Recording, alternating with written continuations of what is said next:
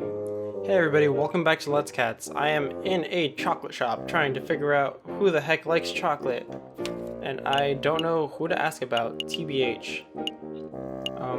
Do I not know enough people, maybe? I hope I didn't waste a day going to the chocolate shop. Let's ask about Eric Pork. Have you served a porcupine art aficionado named Eric Pork? No, he hasn't.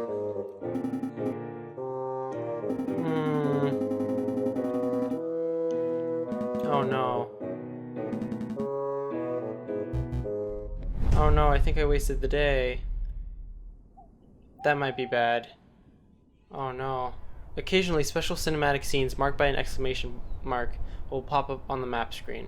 These cinematic scenes are only available for one day before disappearing, but they take no time to visit. The viewing is entirely optional. So, Lelu? Okay. What is this? A storm is brewing, my brother. Word of the rural assassination attempt has spread. The proletarians grow confident, the bourgeois are cowering. It won't be long before we have rioting. And then a revolution. That's strange. That was interesting. I don't think like they were there, the people who I am playing. Okay, so how many days do I have left? It doesn't tell me. I spent a day at the Chocolate Emporium, but I think I must have wasted it. I can go to the concierge now, I guess. I can go to Le Hall. I was expecting to need to go to the prison first, but okay. Okay, bourgeois prison. Oh, you know what? I did learn about wolf's thorn, the poison or whatever it's called, wolfsbane. So maybe. Prince Juan said that he met a flower girl here, Singia, I think he said her name was. Singi. There's a swan with flowers over there. Do you think that's her? I mean, yes, that's what the word means. I think so. It's possible that she knows the murderer, that she even is the murderer herself, so we should probably act with tact and finesse. Excuse me, Mademoiselle Flower Lady, we'd like a word. Tact, Sparrows, and tact. We've been over this. Good day, messieurs. Are you interested in purchasing a flower? Yes, I wish to purchase a rose from a lady. I'm afraid I'm out of roses. I sold my last one a week ago. Perhaps you'd be satisfied with a chrysanthemum instead. 'Tis a beautiful flower from a fair maiden. Please don't mind Sparrows. Please don't mind Sparrows, and he's fell out of his nest as a baby, and he has said dumb things ever since. Hey, let me introduce myself. I am JayJay Falcon, defense attorney. And you are Mademoiselle Signia? That's right, that's right. Catherine Marie Singh. I suppose you're here to ask about the rural assassination attempt? How did you know? I'm no fool, monsieur. I know that a rose I sold was used as a murder weapon. Blah blah blah blah blah. To be honest, I'm surprised it's taking so long for someone to directly question me. The Parisian police seem to have a habit of missing obvious leads. Do you mind if we ask you a couple of questions? Business is slow. Please ask away. Who bought your last rose?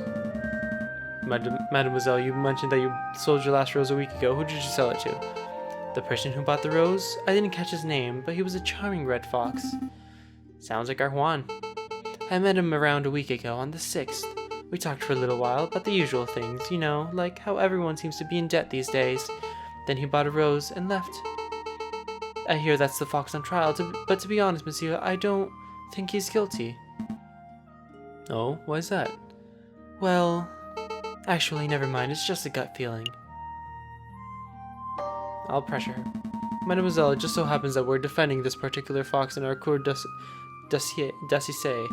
If you have something to say that could prove his innocence, now would be the time to let us know. I'm sorry, monsieur. I can't. Oh no! Oh no, I scared her off. No, crap. Damn. Nice display of tact and finesse, Falcon. You scared her off. Swan obviously knows something crucial about the case. We need to get to the bottom, whatever it is. Agreed, but I don't think she'll be in the mood to tell us anything else. I know. Why don't we try acting with a little more tact and finesse next time? Hush.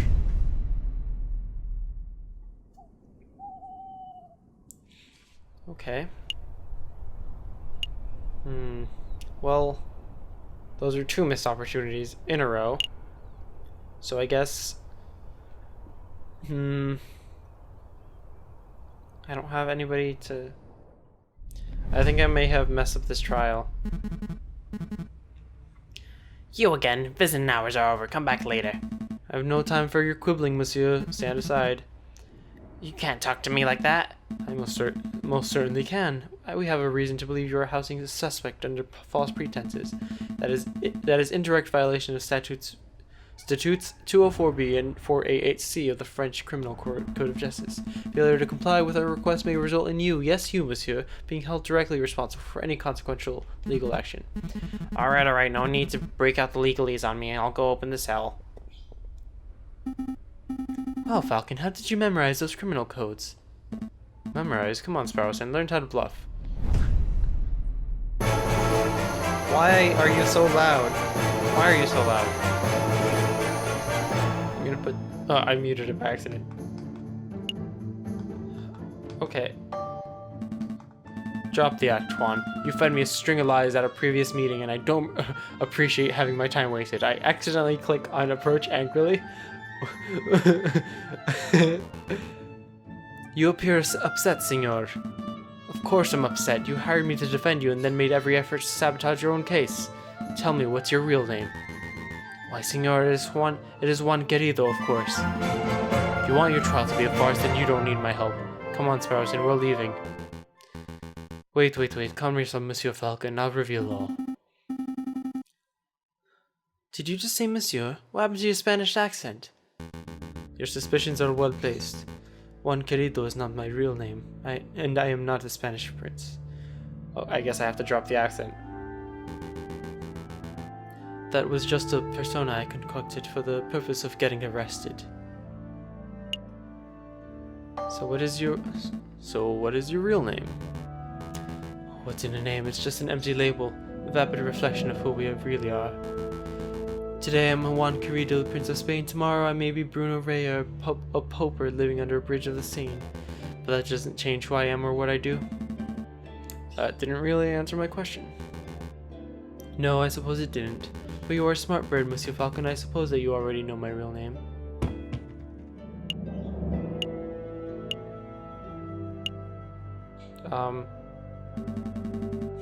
You are Renard Volpe, private investigator. Very astute. And you are Monsieur Falcon, private defense attorney. But that wasn't always your name, was it, Monsieur Falcon? Just like me, you know how to adopt a new persona on a whim. You changed your name, Falcon? I didn't know that. This isn't about me. Juan, Renard. Monsieur, we're trying to uncover the truth here. Of course. So what is it that you are attempting to uncover, Monsieur Falcon? Why would you want to get arrested? Why would you want to get arrested? You're putting me off in a difficult position, monsieur. If I tell you the full story, I would be putting someone else in danger. How about this? I'll tell you a story. I like stories. There was a girl, a mademoiselle, who was in great deal of debt. Everyone has debt these days, monsieur. Indeed, but this particular mademoiselle was indebted to a very powerful man, and that man wished to collect. The mademoiselle had no means of paying, so the man offered her a deal. Murder this man, and I will forget what you are owed. Refuse, and I will reap what I am owed from your parents. With no alternative options, the mademoiselle accepted. But another man, a gallant knight with foolish, archaic notions of chivalry, heard the mademoiselle's story. The knight knew that the murder was inevitable, but he saw a way to take the fall in mademoiselle's place. Do you understand what I am saying, monsieur? I understand. I understand, monsieur. To be honest, it wasn't the subtlest of allegories. Storytelling was never my strong suit, but I am glad that you are seeing things from my perspective. Hopefully that sheds some light on this situation.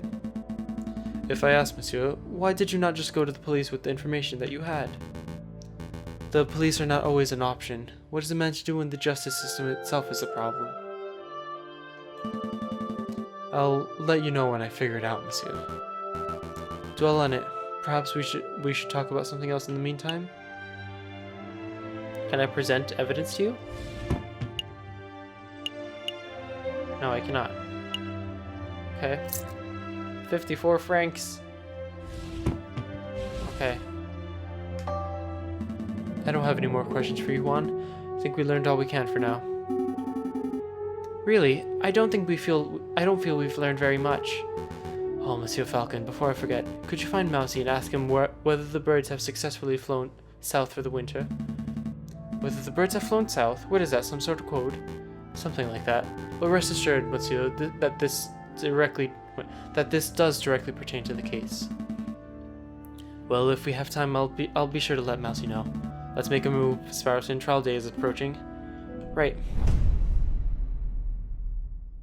A new day. Alright, hopefully if I go to R&M it doesn't take up an entire day. Good. Oh, I can also go to the Chocolate Emporium and it won't take up a day. Falcon, what are you doing? It's trial day. We have a Spanish prince to defend. Oh, right. What was I thinking? The sprites aren't showing up. What is going on? Wait, I have to... I can't go to... Oh, no. Oh, no. Once again, Falcon and Sparrowson find themselves waiting outside the doors of the Tribunal de Grande Instance. Okay. Are you feeling nervous, Falcon? Yes. Of course I'm nervous. Well, what have we learned about Prince Juan? What do we know about the real murderer? Nothing. Easy there, Falcon. We can do this. Senor Falcon, I trust that everything is in order. Absolutely, I have every intention of bringing the truth to light in this trial. Ah, such confidence. That's magnificent to see. And bringing the truth to light, you say, an admirable goal. No more jousting at the imaginary giants. Oh, you cease your yammering. The door is opening. Here we go. Buena suerte, Senor Falcon. We will.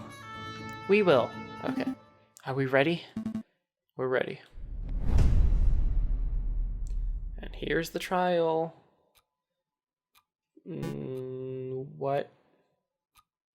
JayJay! Severin? Nervous? Why would I be nervous? I'm not nervous. I'm as calm as a cuckoo. You're the nervous one. The whole courtroom is nervous. Whoa, cool your feathers, Falcon. Terrible. You can't even maintain a stoic facade. I thought this trial would be the perfect opportunity for you to redeem your previous embarrassments. But if this is how you act before the trial has even started... Why, you pompous-tailed, posture-perfect... Ooh, who are you? Ooh, who are you? Order, order. Let's all settle down. Court is now in session. Psst, Falcon. I clicked. What is it? Is it me or does the primary judge look hairier today? That's a different judge to the one who presided over the damn Catalan's trial, you doofus. Oh, still, it's a little strange, isn't it? Not really. People switch judges every time. Very often. Not really. There are a dozen judges in Paris alone. It only makes sense that we see different ones in different cases. Excuse me, Your Honor. I was under the impression that Judge Maxime would be residing over this case. Where is he? Judge Maxime has gone on temporary sick leave due to a terrible accident with a flight of stairs. But rest assured, Assures, prosecutor, defense, and members of the jury, I am more than qualified to fill his shoes. Without further ado, let's get this show underway. This is the trial of Prince Juan Corrido, who stands accused of murdering Major Howell and of conspiring to murder the king himself. Roll call. The defense is present and ready, Your Honor. The prosecution is ready, Your Honor. Good, very good. I expect this to be a nice, speedy trial. I don't want to see this dragged out by technicalities or bureaucracy. Well said, Your Honor. I expect that once the court sees the overwhelming evidence, the trial will be over in 5 minutes. 5 minutes? He's just messing with your head, Falcon. Keep it together. So we're all on the same page. Excellent. Prosecutor, please call your first witness to the stand. Very well. I call the police officer who investigated the crime scene, just Valerity. Step up to the stand, Inspector, and recite the oath. I swear to speak without hatred and without fear, to tell the whole truth and nothing but the truth. Please recite your name and occupation for the court record. My name is Inspector Jus Velote, and I am a servant to the law, scourge of the gutter rats.